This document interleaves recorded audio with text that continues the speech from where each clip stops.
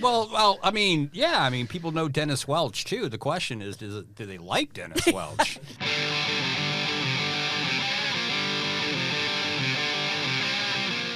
I'm Arizona Family political editor Dennis Welch. Dennis, fake news Welch. Try to tell the truth. And this is the Politics Unplugged podcast. Dennis, if you have a problem with substance abuse, I am more than willing to talk to you anytime you need.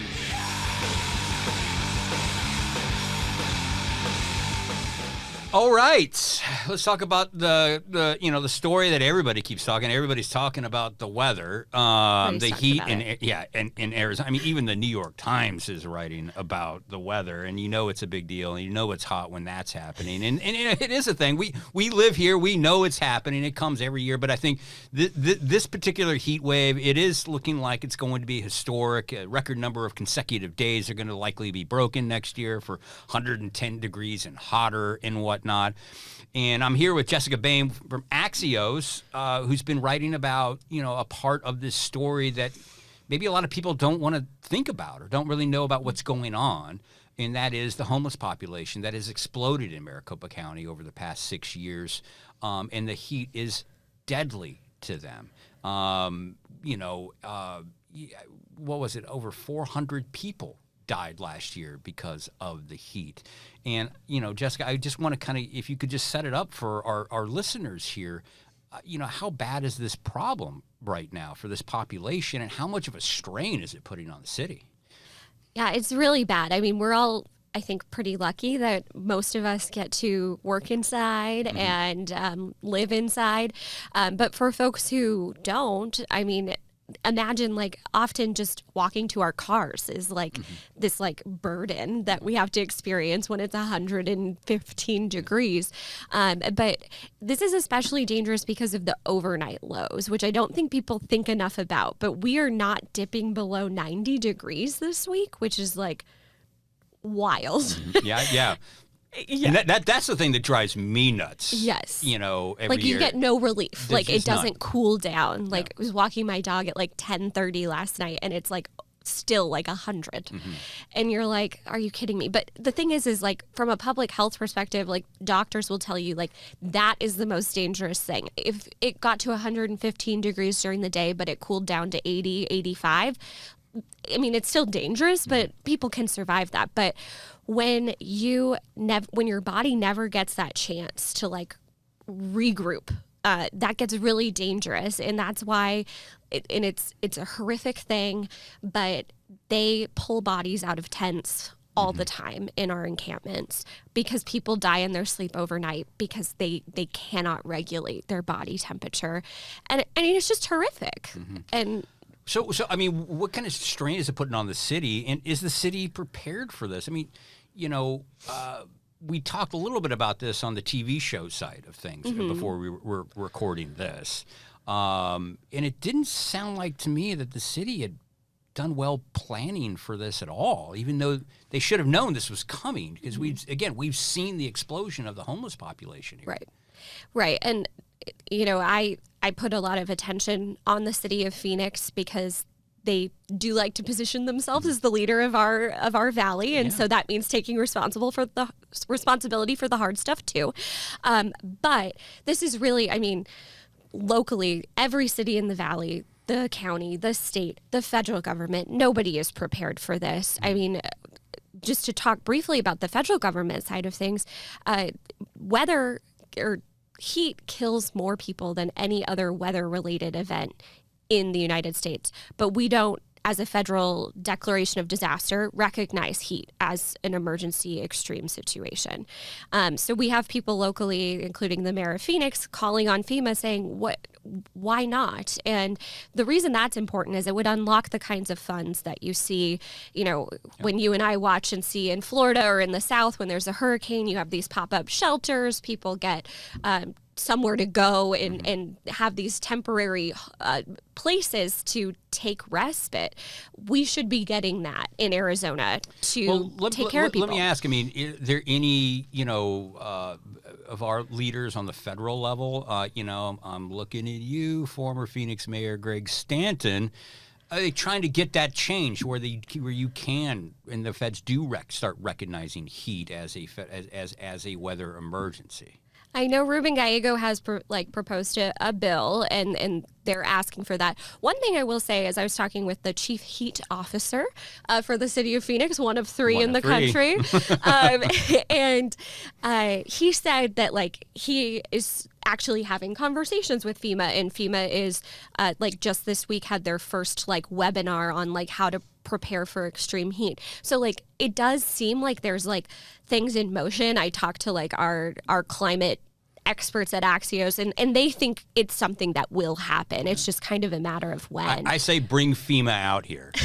Let them spend a week out here, as my grandfather may or may not have said. I don't know. Didn't know him very well. He might have said, that'll learn them. That'll learn them. Come spend a week in 110 degrees and see if this is an emergency or not. Right. But also not to totally be the federal government is the only thing that's wrong here. I can talk about everyone doing everything wrong. No, just kidding. I'm kidding. Next, how everybody is doing everything wrong. Yeah. But, the Valley has done a good job. The Maricopa Association of Governments sets up this extensive heat relief network where there are places where you can go inside. That's great. But only one of them, the Brian Garcia Welcome Center at the Human Services Campus, which is specifically, aimed at people who are homeless in a very specific geographical location, only that one is open overnight. Mm-hmm. So when I talk about... What? Yeah. That's the only one. And several of them are not open on the weekends. Somehow heat takes a break on the weekend, and then we come back to Monday, and it's actually most of them. Was the heat unionized? Do they get a 5-day work week? I would support that if it meant we got weekends without heat. I'm all in. Oh man, that's amazing that they wouldn't be open on the weekends. Right. What are leaders at the city? What are they saying? What's the rationale behind that? I mean, it's always about money or staffing or something else, but it's frustrating. Yeah, even the city they're not prepared. The city pools are closed, a lot of them right now, because they can't hire enough managers. It just seems not to your point that everybody that you joked about that everybody doing everything wrong, but you can point at a lot of stuff where it just shows you're not ready for this. You didn't do a good job. Is there anything that they've been doing that has been good in looking forward that you've seen right now? There are good things that will come online in the next 2 years. Look, they all have more money than all of the cities right now in the county have more money than they've ever had because they are still spending COVID-related money. And a lot of them are, probably smartly trying to invest that in long-term things that can be used post this COVID money ending. The problem with that, and where my brain goes is while it's really great to have this long-term investment, I think at the same time, it kind of says that we're not thinking of this as an emergency today. Why are we not also investing in some temporary, it might not be the prettiest things in the world, but they are cool inside, or you're just opening up gymnasiums overnight or something. Why are we not thinking of those things that, I think of on the East Coast, if there's a blizzard, we do not let people sleep outside. That would be immoral and terrible. Yeah. So why do we not have the same thought process when it comes to heat? Well, I kind of think to piggyback on that, I think media has a role to play in this. And you talk about when it snows in New York, if there's a blizzard in New York, damn, it's it's snowing everywhere. Because, that's the old joke from the newspapers. What's the news today? It's whatever your managing editor drove by. That would be the news today. And that's where most of the media is. And there's going to be a lot of focus on that. Hurricanes make great visuals for television. Right. You and I can sit in our living rooms in a comfort here in Phoenix and watch, the reporters out there, braving the weather, getting blown away, and whatnot. You can't do that with heat. Yeah. There's no visual with heat. So what if you send a reporter out there in flip-flops and shorts? Yeah. You have to feel it to really experience it. In more than just a couple of hours, you have to be here day after day. It takes a toll on that. Do you think that plays into this fact where people don't take this serious, that, it is a tough media story to tell, and maybe it will take something like a more punctuated event, like let's say there's rolling blackouts in Arizona or something. Would it take something like that for people to take this a little bit more serious?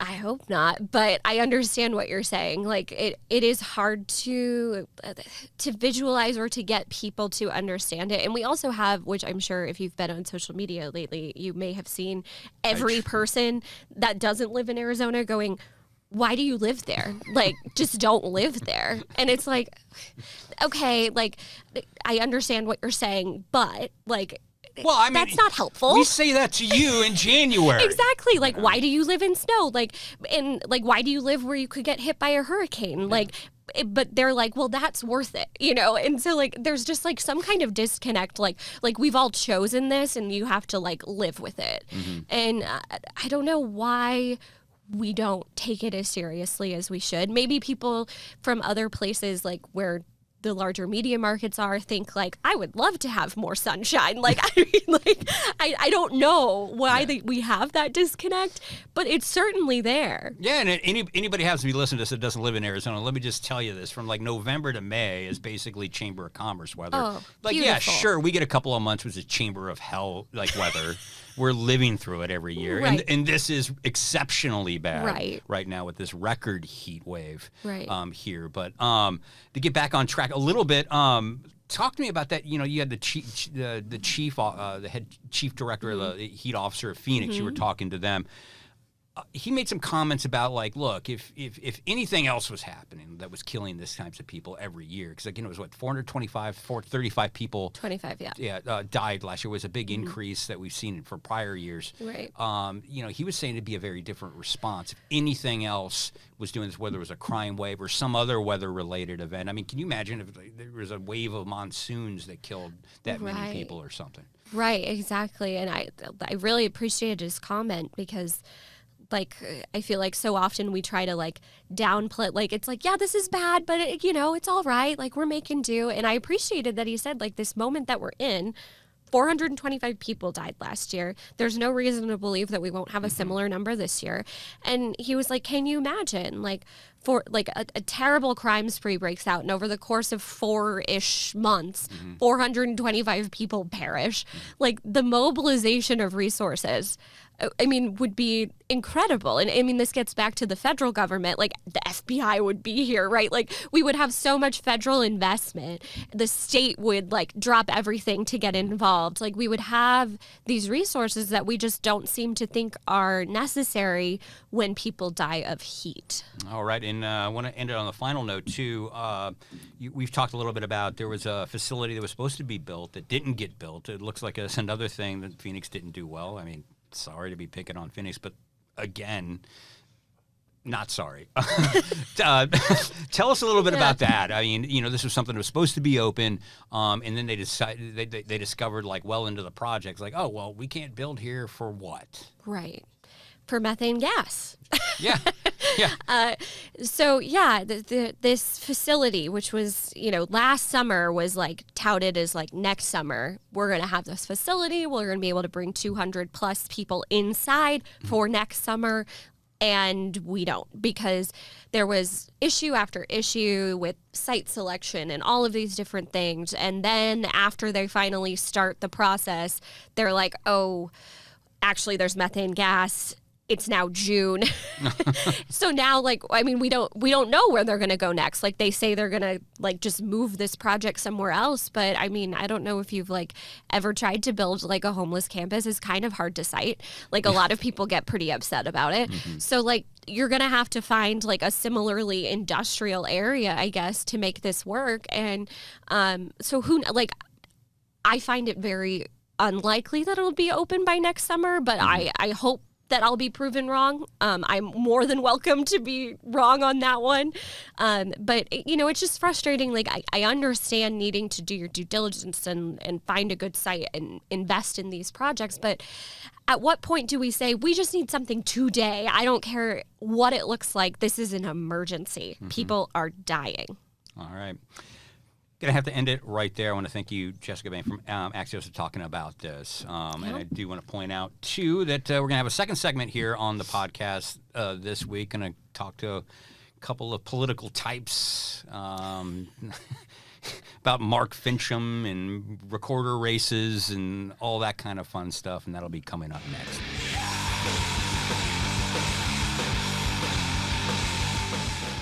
All right, welcome back to the Politics Unplugged podcast. I believe this, we are now 1 month old. I'm sorry, I did not bring cake. Happy birthday. So, another week. Anything to cheer with or anything? Nothing to toast with. Nothing? I got nothing. All I got is what the heck happened this week politically. A few things. One of the things that stood out to me looks like Mark Fincham, former Secretary of State nominee for Republican Party last year. You may or may not remember he lost, even though he doesn't admit that he lost. He's one of the election deniers. I mean, there's no way around it. That's the only way you can really describe it. He's lived, down in Tucson for a long time, but it looks like he's making moves to maybe run for Maricopa County recorder.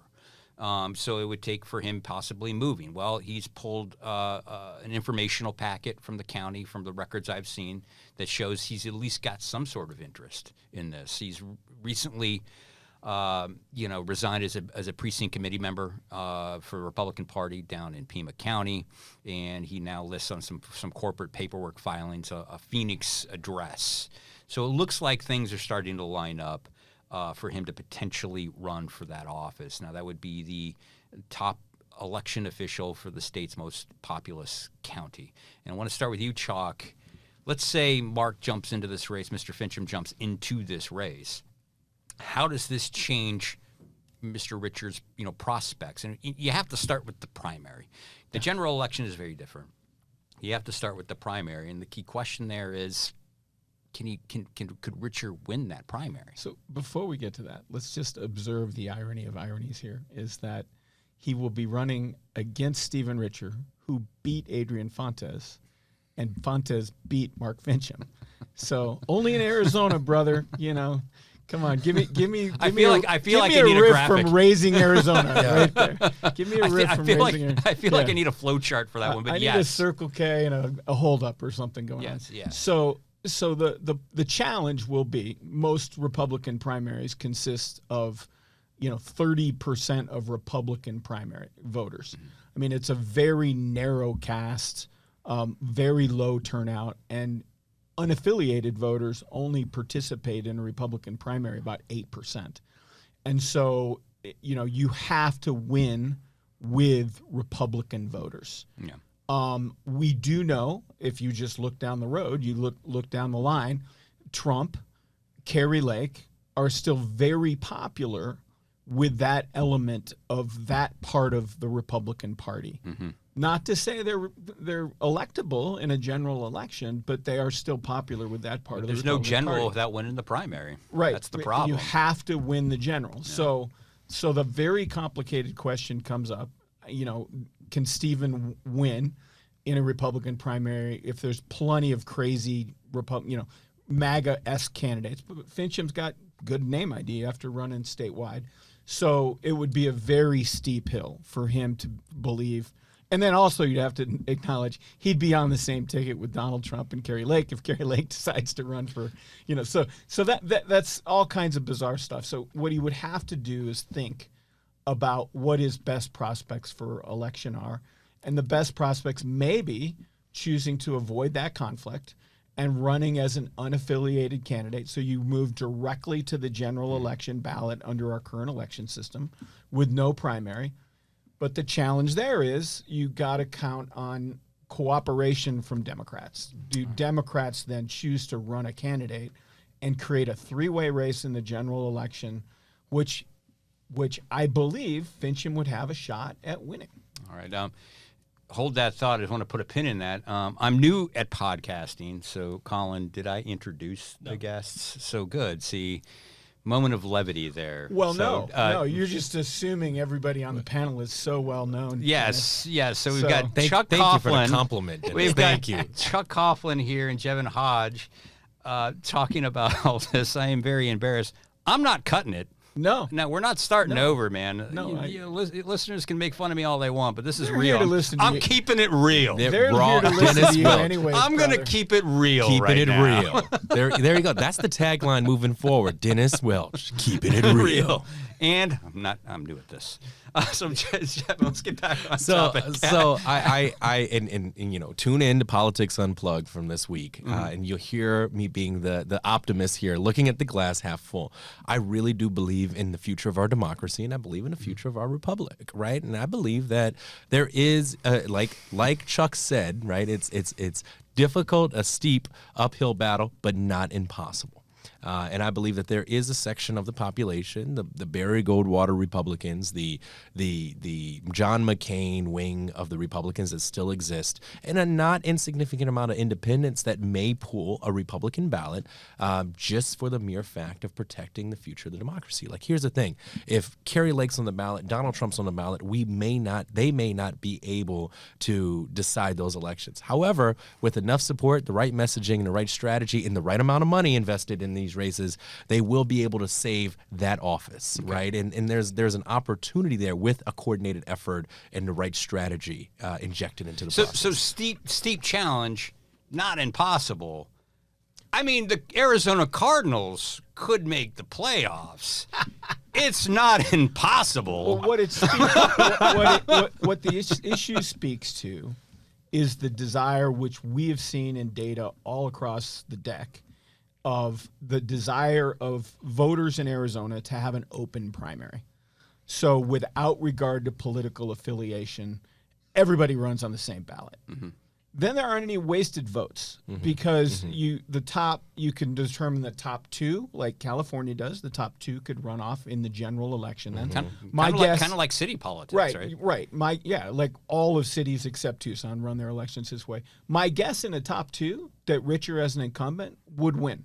Yeah. Would be, or you run up to 3 or 5 and you introduce the opportunity to rank your votes, and thereby requiring a majority of the electorate, 50% of the electorate, to agree on who the nominee is.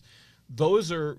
I happen to be working on a campaign like that right now. Thanks so for the disclosure. I was about to jump in there. If you're interested in this, you could look to savedemocracyaz.com and look into that. But the top, I just got to push back a little bit on that. I don't want to get too far off topic. I got to say, it seems like a complicated system that, like you need a calculator to figure out how this is, like who won.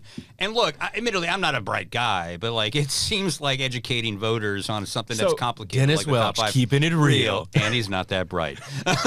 So we've resolved that in our most recent suggestion, which we are in the field on right now, is to test the idea of having an open primary and then leaving this mess to the legislature to solve. So the legislature and the governor. That's a lot of. Jevin said he was optimistic. You're optimistic that the legislature can figure this out? I have a backstop. Which we will write into the initiative, and the backstop will be if the governor and the legislature can agree. Okay. Mr. Fontes will. There you go. Mr. Fontes will be his duty to promulgate an answer to this problem. And it's not fixed in law. Anything is reviewable like this on an ongoing basis. Maybe we go through a cycle in 26 with a top 2, or maybe we go through a cycle in 26 with the top 3 or top 4. So let's get philosophical for a second. I mean, Hey, we're getting keeping it real. Did you hear us just go down the rabbit hole here? Well, I mean, here's the thing, right? I think that this, exactly what you're talking about, Chuck, is the beauty of the American experiment, right? We have to constantly refine, constantly test, so that we can build the strongest republic, so that we can strengthen our democracy. And look here. We know this for a fact, and we're seeing it time and time again. There is an appetite for primary reform, and there is an appetite for third party, right? And regardless of where you are on either conversation, where you are at on your opinions around those, there is a defined appetite nationwide for both of those two, especially here in Arizona. Yeah. And so we could be the state that is leading on this. And granted, don't get me wrong, like other states do things differently. You got Alaska, you got California, but Arizona has always been historically on the front, the front lines of leading on some of our most precious State 48 for a reason, the brother. great State 48, the great State 40. I mean, and look at this, like, early ballots, right? We led the charge nationwide on the most comprehensive early ballot system, redistricting. It's not perfect, but we led the charge on identifying a comprehensive. So the beauty of this is the Constitution gives us the right. That's exactly where I was going to go. For every state to determine how we elect people. So we're just exercising our Constitution. And obviously, people don't like change, but elections have changed since over in this nation's history. I mean, I've read, we know women at one point couldn't vote. Mr. Hodge at one point, wouldn't have been allowed. That's exactly to right. vote. Yep. So change can be made. Change can be made for the better. A congressman from Northern Arizona is trying to threaten that very idea. Sorry. We'll get to that in 1 second. I do want to get to that in 1 second. So the changes, but like, what is acceptable for voters? I mean, again, I push back on the top 5 thing. It seems kind of complicated. I kind of think top 2 might be something, regardless of party. You have just you have an election and. I don't I think personally I'm a top 5 guy. I do not doubt what you're saying is it's complicated, but we have to remember what the goal is. The goal of any system is to get a majority of the electorate to support a candidate, because right now 85% of our legislators and congressmen are all elected in primaries where less than 15% of the electorate. Well, and also too, if you really want to get down in the weeds of that, too, look how many of those offices, particularly at the state legislative level, it's not even a challenger in the primary. Right. Exactly. Well, and they're in safe districts, so they're in safe districts. Anyways. There's no challenger in the primary. As soon as they get their their signatures to qualify for the ballot, they're in. Politics is the only industry where we do not encourage competition. Yeah. Oh my gosh. So that's the idea: is 2, 3, 4, 5 induces a lot of competition on the general election ballot. It creates an environment, and the environment that it creates is really important, because rather than just trashing the other guy, let's say I'm running against Jevin, and under the current system, I'm going to trash Jevin. And Jevin just went through this in the cycle, and so he felt the brunt of that. Yeah. And that's multi-million-dollar, Chuck. Binary choice creates that. But if you create a system where all 3 of us are running, and Dennis, I think, shockingly so, you may be the best candidate, but I'm going to say, I like Dennis. I like some of Dennis's ideas here, but what I don't like about Dennis is this, because I'm fighting for the second place vote. I want to be the second place vote getter, because I think you're estranged from most of the electorate because you're too opinionated. So I want to get your voters to vote for me second. I got my own little crew over here. And by the time you go through a ranking system, guess what? I may win that election. Right. But it changes the dynamic, because I'm not going to trash you. Well, and I'm just going to add on to, I agree, actually. I agree with everything you just highlighted, except that I don't know about Dennis being a good candidate. But, it's a hypothetical. Got it. Chicken for every pot. Wait a second. I thought this was That's what keeping I'm it real. promising. I thought this was I'm keeping it real. real. But I will add that we have seen electoral reform in action. If you remember, up until 2012, the city of Tempe had their elections in the off cycle in March. 2014, they moved the election over to the general election. It didn't work for the city. And granted, they weren't talking about the electoral process, but they were trying to increase participation. They were trying to do things differently. It didn't work because we saw a significant drop off, in participation, and they moved it back to March. And so I'm only saying that because it was change. It happened. We learned from it, and then they kept moving forward. So I fundamentally believe that although change is hard, and although that folks, it will be very difficult for folks to adapt to, we're prepared for it. We're prepared for it. It's amazing. We just spent the past several minutes talking about this. We got way off track because we were just talking about, Stephen Richer. Yeah, no, Chuck, I'm looking at you, man. Thanks for taking over my podcast today. Making it real, brother. But I mean, it does tell you, like, people do see issues with the way it's run now, with the primaries, the way they're set up, not just Republican primaries, but Democrat primaries as well in certain areas out there. So real quick, just to finish up the discussion on the Richer thing, if you're, advising him, because I know that Mr. Richer listens to this, and he is, always heeds our advice on all these things. You obviously weren't talking to me yesterday when we were talking about you. That's sarcasm, folks. What advice would you give him? Should he run as an independent? Should he, look at the No Labels Party? It's got some that party's got some negative connotations to it. What should he be looking at, or should he be jumping into this primary, as Jevin thinks is an optimist, the cockeyed optimist of the panel here? Hey. Somebody has to be, and can he win it? Well, I'll say this: I think that Recorder Richer has done an incredible job. I consider him a friend. I consider him someone who has done the job well. I will say that as long as he keeps putting his head down and doing the work, he is going to be set up for success. And I am not in a position right now to say run as an independent, run as a Republican. But what I will say, though, is that the core question of the future health and viability of our democracy is going to be on the ballot in 2024. That is without question.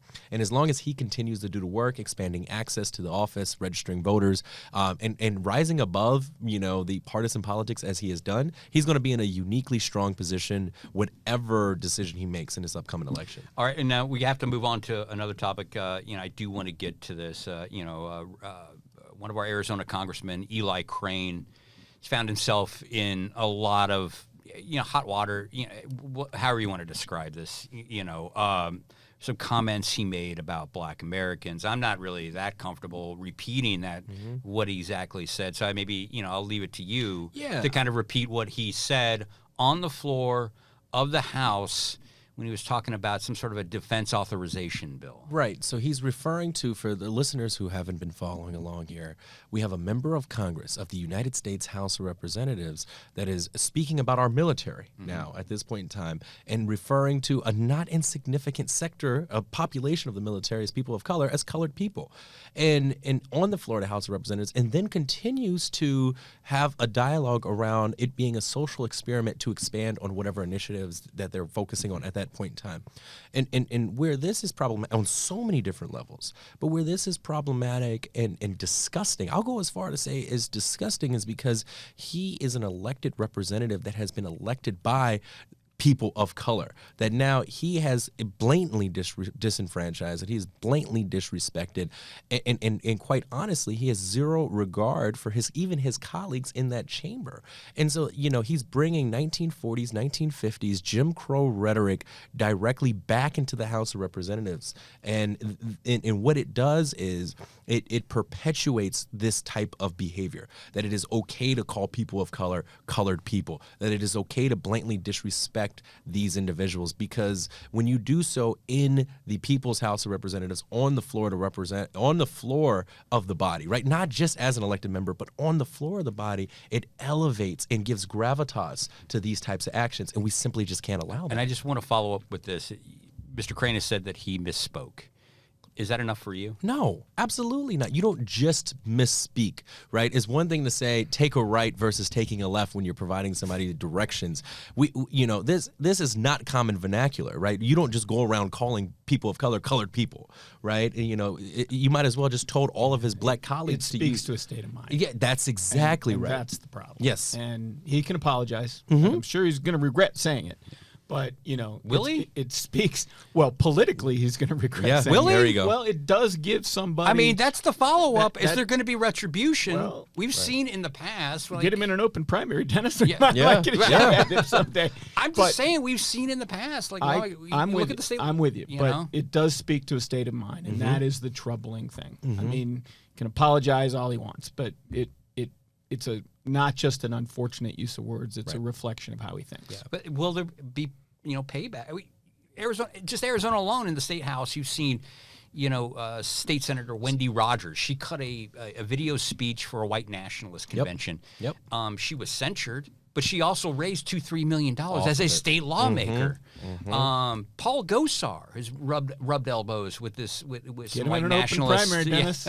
I think we're making our case here. I know, but like from a Republican part, I mean, is there going to be any kind of blowback? The unfortunate reality here, if we're keeping it real, the unfortunate reality here is exactly what Chuck just highlighted. This is a state of mind that has been uplifted, that has been perpetuated and supported amongst their colleagues. And quite frankly, if we are going to move forward as a country, your own people have to acknowledge and call out these failures, because the Democrats are going to do whatever they can in the House of Representatives to invoke a response around this and to take whatever course of action that they can. But until an elected Republican member of that body stands up and says this is wrong and we shouldn't do this, we can have ideological differences, but this is wrong, right? You're not going to see the action that we need moving forward. It has to come from within, and like Chuck just highlighted, right? Like, this is a framework. This is his mindset that he is using, and his colleagues on his side of the aisle need to call that out and blatantly acknowledge this is wrong. All right, we're gonna have to end it right there. I think I've kept you gentlemen way too long. I want to thank you for a very good, spirited, interesting conversation here. Thank you guys very much. Keeping it real, Dennis. Yeah, keeping it real. Thanks for having us. Thanks.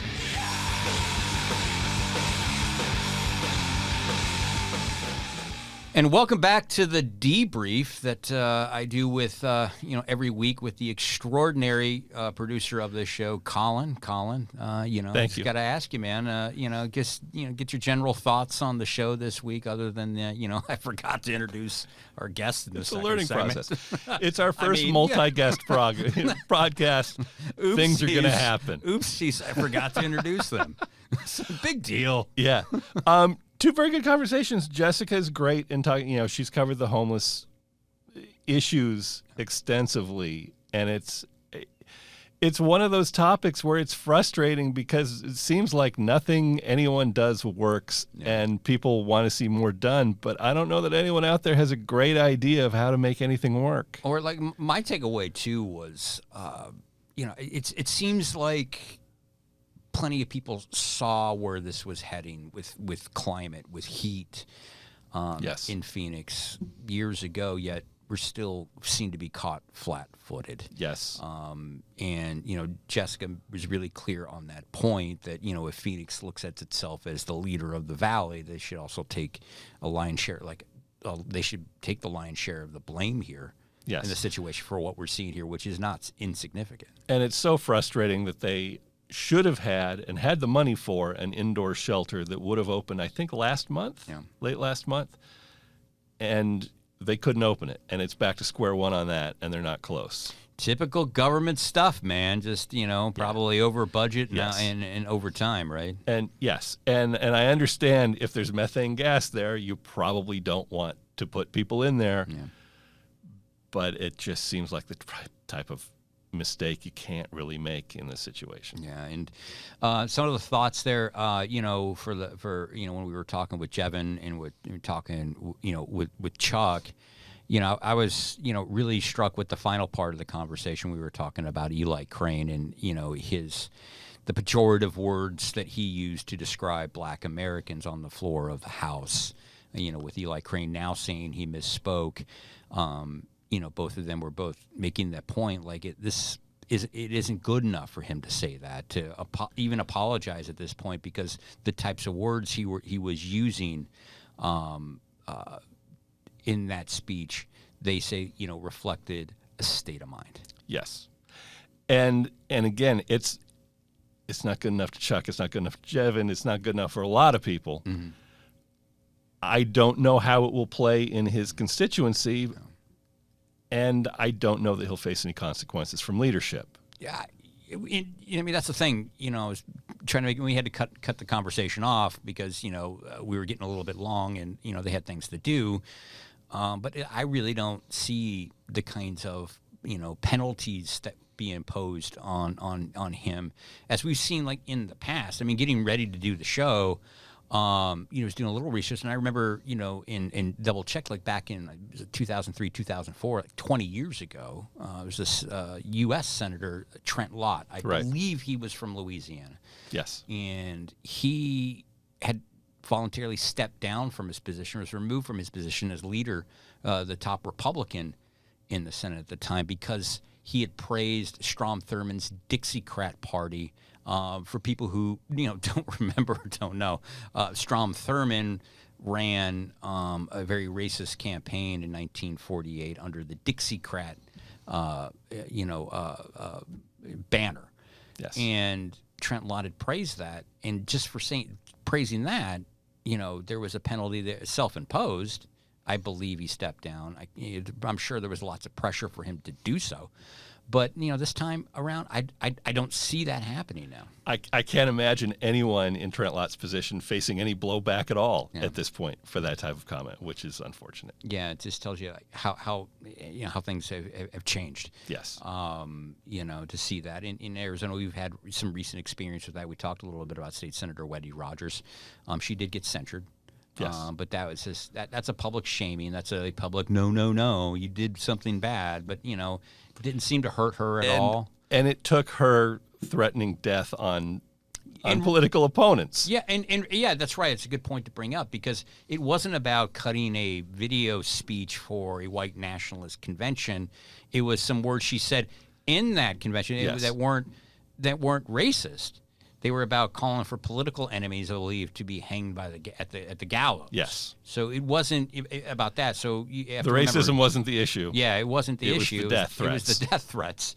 So I doubt, and I would suspect, and would not be surprised if we go back in a few months and we see the reports for the third quarter fundraising, since we're now in the third quarter, and see that immediately after those comments were made, after they were reported, that you might see a bump in some of his fundraising, maybe from across the country. It would not surprise me at all. Yeah.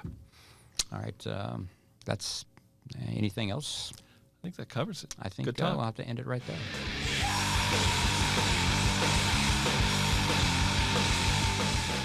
Thanks for listening. You can subscribe on YouTube, Spotify, Apple, Stitcher, the Google Store, or anywhere else you get your podcasts.